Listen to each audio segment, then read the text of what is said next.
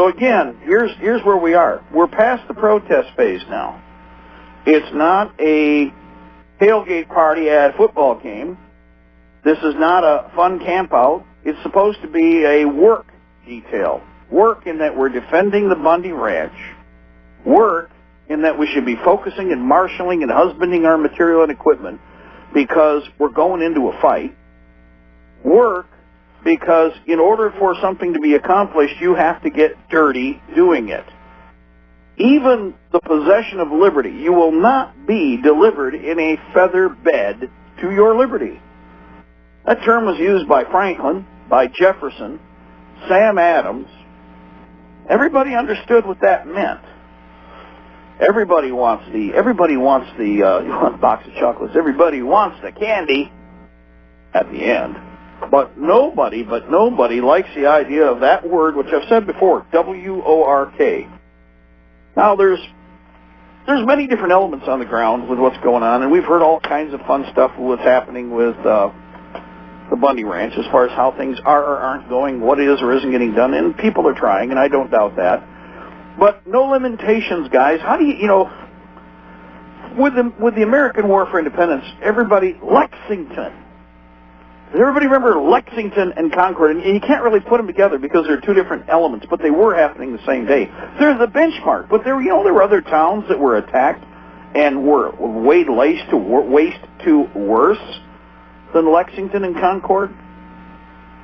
I've always challenged you to have a complete perspective on how things went that day, and not just that day, but also the days leading up to it, and then the days afterwards, the ground pounding days, the regular person days. Lexington, well, they were all prim and they had square colonial clothing on and everything was so sterile, and no, it wasn't. The Lexington militia didn't even have enough weapons to actually hand out to every man that was on the line that day. Does everybody remember that? Well, we need to be perfect, we need to have this, and we need to, and it's got to be, if we don't have 100% of this and 99%, you're not going to ever get that. Never. It's not going to work that way. Remember that while the British were, falling into ranks across the green, remember the order, the men without weapons were to form up the back lines to puff up their numbers? But how could they do that?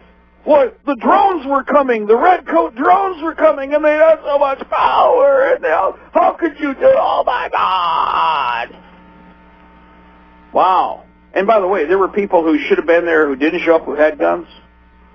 They were there at 1 o'clock in the morning when they called the roll, but when they were all told that when they heard the tattoo to come to the green, there's a bunch of people that didn't show up for their neighbors when the time came. It was great to have, to be there for all the fun training or events and turkey shoots and stuff. And they all knew that the British were coming. And they all were brought together because, the bell was sounded. But you know what? When the tattoo was sounded, the drum was sounded on the green, well, guess what? There's a lot of people looked out there and said, wow, it looks dangerous now. They won't notice me not there. Well, yeah, actually they did.